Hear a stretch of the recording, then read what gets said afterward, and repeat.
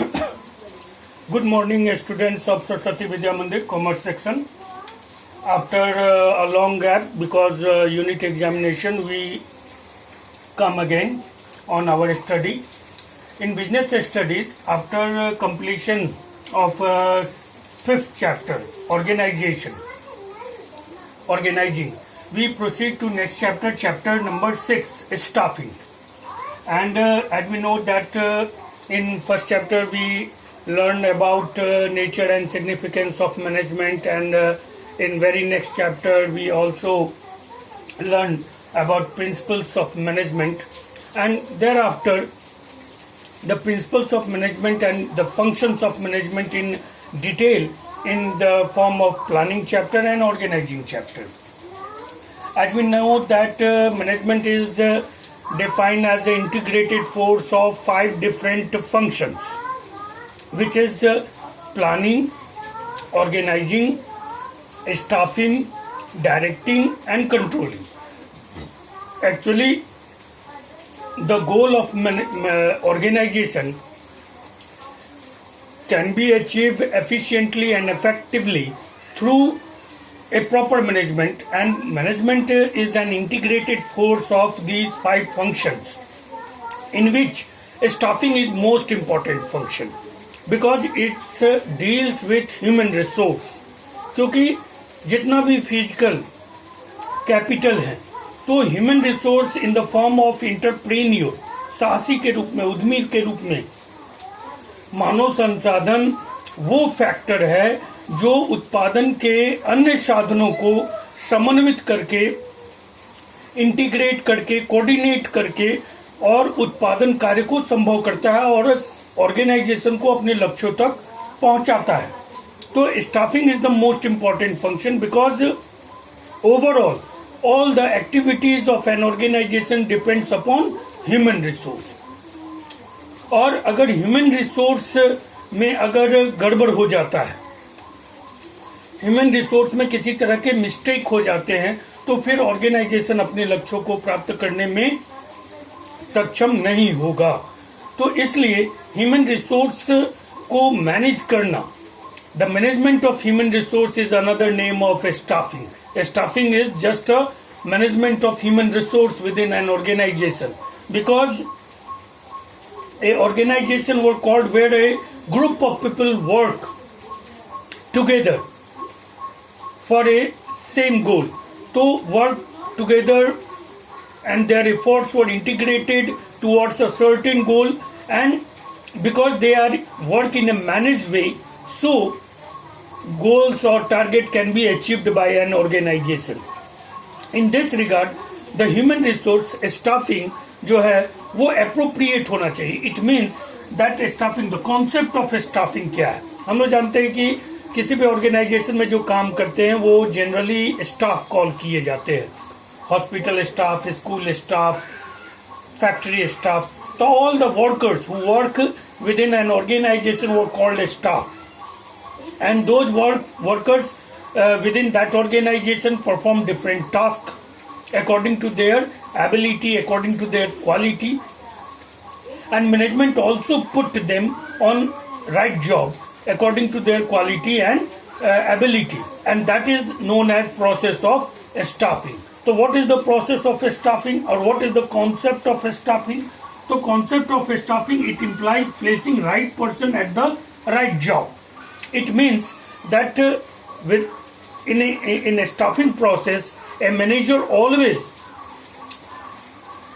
place a person to the right job according to their quality and ability, that a manager can efficiently utilize both as well as human resource as well as capital resource या और physical resources.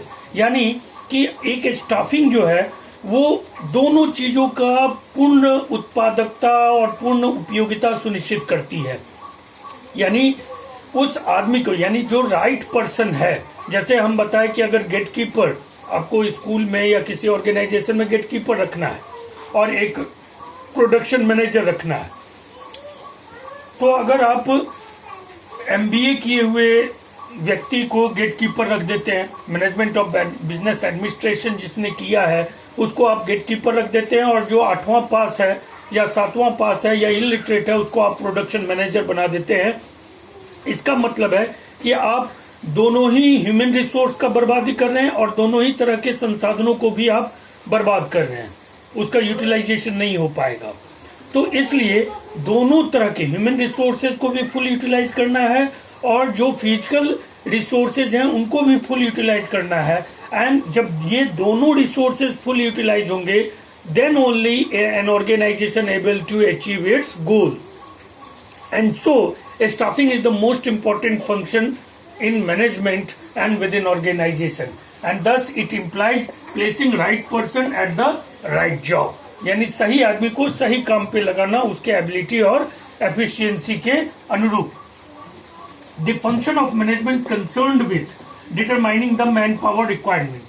Management में organising के बाद जब step जो अगला step staffing है, इसमें मैनेजर को करना क्या पड़ता है कि सबसे पहले ऑर्गेनाइजेशन में कितने लोगों की मैन पावर की जरूरत है, how much human resources and which type of human resources were needed, that is estimated by an manager and that were called determining the man power requirement. इसके बाद उनका सिलेक्शन कैसे होगा, वो मैन पावर कैसे सिलेक्ट किए जाएंगे, retain examination के थ्रू, इंटरव्यू के थ्रू, डायरेक्ट रिक्रूटमेंट के थ्रू, जैसे भी।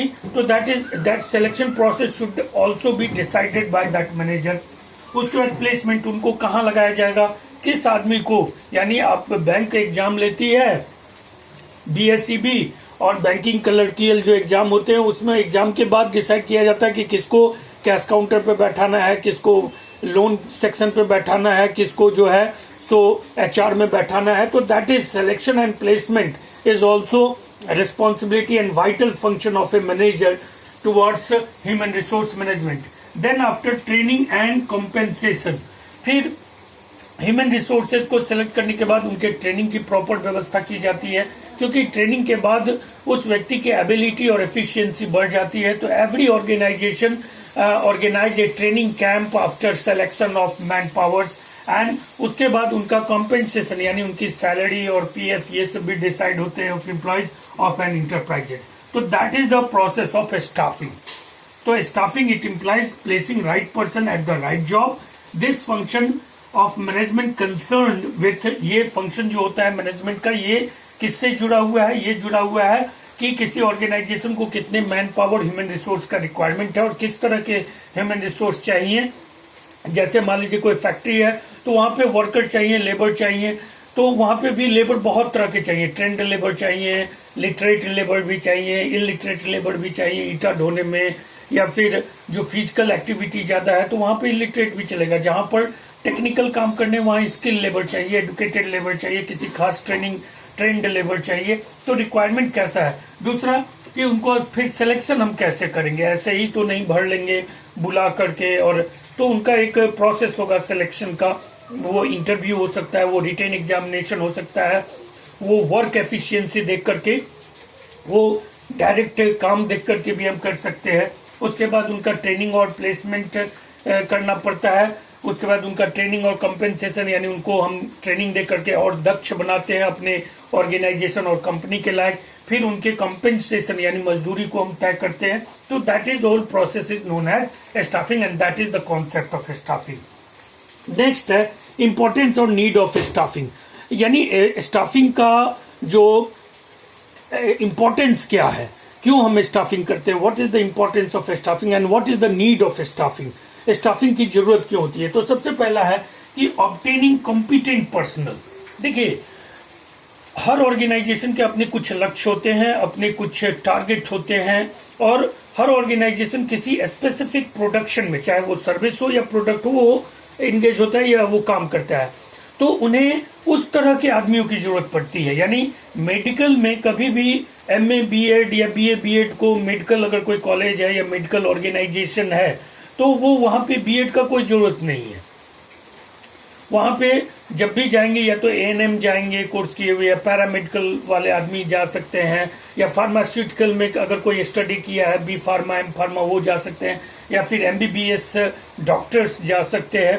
तो कहने का मतलब कि हर ऑर्गेनाइजेशन के अपने स्पेशल प्रोडक्ट्स होते हैं या सर्विसेज होते हैं, एंड दो that organisation need such special person, competent person according to their needs, according to their function, according to their quality.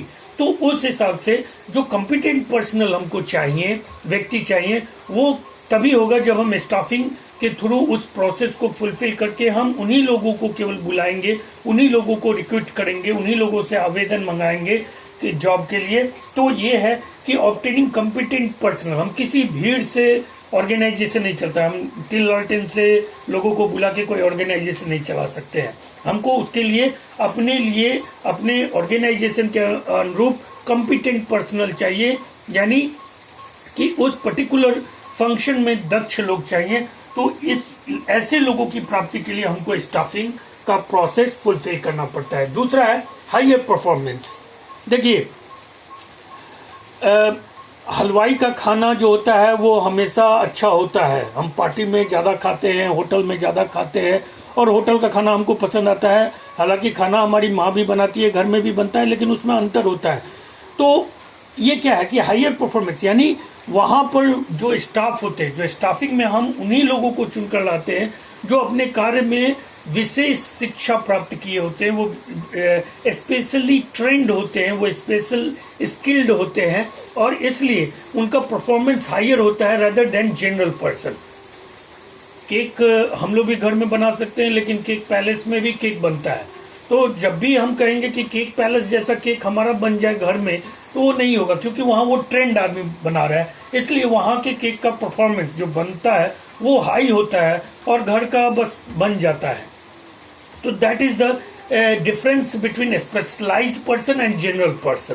तो ये स्पेशलाइज्ड पर्सनों के चुनाव के लिए हमको स्टाफिंग करना पड़ता है. तीसरा है कंटिन्यूअस सर्वाइवल एंड ग्रोथ.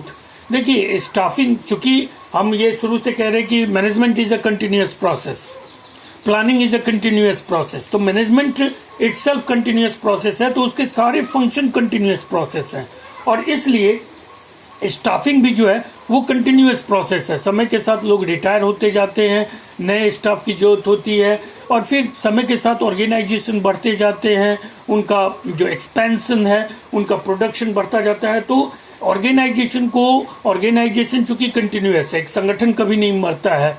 तो ऑर्गेनाइजेशन अगर सरवाइव करेगा तो उसका जो मेन फंक्शन है staffing, that also going to be survive, that also going to be continuous. So organisation के सर्वाइवल और ग्रोथ के लिए सस्टेनेबल लेवल पे, sustainably an organisation growth and survive in future, तो इसके लिए स्टाफिंग जो है ये इसमें बहुत मददगार होता है. क्योंकि समय के साथ व्यक्तियों की क्षमता में कमी आती है, वे रिटायर होते हैं, वे बूढ़े होते हैं, और उनके जगह पर नए स्टाफ आते हैं, और वो फिर नए जोश और ऊर्जा से कार्य करके ऑर्गेनाइजेशन को आगे बढ़ाते हैं. तो for survival and growth of organisation staffing is also needed. Fourth है optimum utilisation of human resource. देखिए, स्टाफिंग, सबसे बड़ा बात है कि स्टाफिंग आप करते हैं ह्यूमन रिसोर्स को यूटिलाइज करने के लिए. ये कहा जाता है प्राइवेट कंपनियों के बारे में कि अगर प्राइवेट कंपनी में जनरल लोग ये कहते हैं कि अरे मत पूछिए भाई, 25,000 देता है तो समझिए 50,000 का काम ले लेता है तो 25,000 देता है वेतन. यानी प्राइवेट की में हमेशा लोगों की ये शिकायत होती है कि एकदम चूस लेता है, पूरा यूटिलाइज कर लेता है, तब वो पैसा देता है. तो एक्चुअली ये भले उनकी शिकायत हो सकती है, लेकिन ऑर्गेनाइजेशन का लक्ष्य ही वही होता है. ऑर्गेनाइजेशन जो होते हैं या मैनेजमेंट जो होते हैं, उनका प्राइम ऑब्जेक्टिव होता है कि fully utilise the human resources. और ह्यूमन रिसोर्सेज को अगर आप फुल्ली यूटिलाइज करते हैं तो इस बहाने आप अपने फिजिकल रिसोर्सेज को तो फुल्ली यूटिलाइज करेंगे ही. तो दोनों ही काम एक साथ होते हैं कि अगर आपको अपने फिजिकल रिसोर्सेज का फुल्ली यूटिलाइजेशन करना है for your betterment, for your developmental process, तो then you have to be first fully utilise your human resource. तो मानव संसाधन जो होते हैं उनका आप फुल्ली यूटिलाइजेशन करते हैं, उन पर वर्कलोड बढ़ाते हैं, उनको तरह तरह के काम देते हैं, उनसे उनकी पूरी बौद्धिक क्षमता, शारीरिक क्षमता का आप यूटिलाइजेशन करते हैं. That is fully utilisation of human resources. And इसमें कोई गलत बात नहीं है. That is the aim of organisation. Actually organisation establish to fully utilisation of all type of resources. और वही यूटिलाइजेशन करके ही वो फिर आप भी उसी से फैसिलिटेट होते हैं। यानी कि इंडिविजुअल जो वर्कर होते हैं, ह्यूमन रिसोर्सेज होते हैं, ऑर्गेनाइजेशन के स्टाफ होते हैं, they also get fulfil their needs from that organisation. So इसमें कोई बुरा नहीं है कि वो फुल्ली यूटिलाइज करते हैं, वो ऑर्गेनाइजेशन का एम होता है। पांचवा है help in achieving organisational goals. और स्टाफिंग जो है किसी भी ऑर्गेनाइजेशन के स्टाफ पर ही ये डिपेंड करता है कि वो ऑर्गेनाइजेशन किस हद तक अपने लक्ष्यों की प्राप्ति करेगा, किस हद तक वो विकास करेगा और कैसे उसका किस हद तक वो परफॉर्म करेगा। It's only about staffing their human resources. यानी अगर मानव संसाधन किसी, जापान इसका हमारा उदाहरण है कि जापान ने जो इतनी प्रगति की कि आज दुनिया का दूसरा और तीसरा सबसे बड़ी अर्थव्यवस्था है, तो only on the basis of their human resources, because वो अपने ह्यूमन रिसोर्सेज पे बहुत ज़्यादा खर्च भी करता है और वो उन्हें फुल्ली यूटिलाइज करता है। And because of a better human resource population आज जापान उस स्थान पर है। तो ऑर्गेनाइजेशन भी कि किसी भी ऑर्गेनाइजेशन में human resources plays a pivot role within an organization moves। तो चूंकि ह्यूमन रिसोर्स जो है वो उस केंद्रीय धुरी के रूप में कार्य करते हैं जिसके चारों तरफ ऑर्गेनाइजेशन का परफॉर्मेंस, उनका डायमेंशन, उनका डेवलपमेंट, उनका ग्रोथ, उनका सर्वाइवल, सब कुछ उनके चारों ओर होता है। यानी ह्यूमन रिसोर्स डिसाइड करता है कि कोई फैक्ट्री कितने दिनों में बंद हो जाएगी या फिर वो टाटा जैसा और रिलायंस जैसा, यानी कि टाटा या कोई दुनिया की बड़ी सॉफ्टवेयर कंपनी है सब, तो वो सॉफ्टवेयर कंपनी केवल बिल गेट्स के नाम पे नहीं है, वो अपने स्टाफ्स के कारण वो उतनी बड़ी कंपनी है। या टाटा अपने स्टाफ्स के बल पे उतनी बड़ी कंपनी है। या विद्या मंदिर जो है वो अपनी टीचर्स की बदौलत आज इस मिशनरी, पूरा जो बेतिया में मिशनरी का बोलबाला है उसमें भी विद्या मंदिर अगर स्टेबल है, स्टैंड है और लगातार आगे बढ़ रहा है, तो due to his own staffs, teaching faculty. तो उस बल पर तो ये ऑर्गेनाइजेशनल गोल को अचीव करने में हेल्प करता है। इसलिए staffing is the most important function of management. अब हम देखते हैं कि staffing as a part of human resource management. हम पहले भी बोले कि हर कंपनी में दो डिपार्टमेंट होते हैं, HRD ह्यूमन रिसोर्स डिपार्टमेंट और ह्यूमन रिसोर्स डेवलपमेंट, और HRM ह्यूमन रिसोर्स मैनेजमेंट। इस दोनों डिपार्टमेंट का यही काम है। ये एक्चुअली में करते क्या कि स्टाफिंग करते हैं। और स्टाफिंग है क्या? स्टाफिंग ह्यूमन रिसोर्स मैनेजमेंट है। आपके ऑर्गेनाइजेशन में जितने भी लोग हैं उनका आप मैनेजमेंट कैसे करते हैं, किसको कहाँ लगाते हैं, किसको किस क्वालिटी के बेसिस पे, उनके एजुकेशन स्किल, उनके ट्रेनिंग के बेसिस पे उनको कहाँ आप लगाते हैं, कहाँ पर आप देखते हैं कि उनका ज्यादा परफॉर्मेंस बेटर है, तो इस आधार पर आप उनका मैनेजमेंट करते हैं। तो staffing is just another aspect of human resource management. यानी स्टाफिंग हम कहें नियोजन या मानव संसाधन प्रबंधन, ये एक ही सिक्के के दो पहलू हैं। Human resource management and staffing can't be separated from each other, both are same. And in this way the human resource management और ह्यूमन रिसोर्स डेवलपमेंट डिपार्टमेंट जो होते हैं ऑर्गेनाइजेशन के, they always work on that type of management ki how we can able to maximize the utilization of our human resource or staffs, and for this they always get their allotment of works to one person to another person, safe transfer, departmental transfer हम करते रहते हैं, deputation करते हैं, उनको वहां से हटाकर वहां लगाते हैं, वहां से हटाकर। तो it's all about human resource management. Staffing function deals with the human element of management because the performance of an organization depends upon its human resource। Staffing function जो है वो ह्यूमन एलिमेंट के मैनेजमेंट से related है, क्योंकि जो organisation का performance है, performance of an organisation depends upon its human resource. वो उसके किसी भी ऑर्गेनाइजेशन का परफॉर्मेंस जो है वो उसके ह्यूमन रिसोर्स पे डिपेंड करता है। इट्स कॉम्पिटेंसी एंड मोटिवेशन, वो उसके ह्यूमन रिसोर्स कितने कॉम्पिटेंट हैं और कितने मोटिवेटेड हैं इस पे डिपेंड करता है। और HRD और HRM इसी के रूप में कार्य करता है। और इसके लिए वो क्या करते हैं, तो they perform their function in different steps like recruitment. सबसे पहले वो रिक्रूटमेंट करते हैं, यानी विज्ञापन निकालते हैं, TV, paper media, print media, electronic media, internet, various through से वो एप्लीकेशन निकालते हैं, आवेदन निकालते हैं, रिक्रूटमेंट करते हैं, रिक्त स्थानों की आवश्यकता है। उसके बाद से एनालाइजिंग जॉब होता है, जॉब को वो एनालाइज करते हैं कि किस तरह के कार्य हैं, टाइपिंग से है, कंप्यूटर से है, प्रोडक्शन में करना है या इस तरह का स्किल चाहिए। उसके बाद डेवलपिंग कॉम्पेंसेशन, उसके लिए वो सैलरी बताते हैं कि इतनी सैलरी हम देंगे, 20,000, 25,000, 50,000। उसके बाद से सिलेक्शन के बाद उनका ट्रेनिंग और डेवलपमेंट कराते हैं, उनको अपने लिए और ज़्यादा मॉडिफाइड करने के लिए।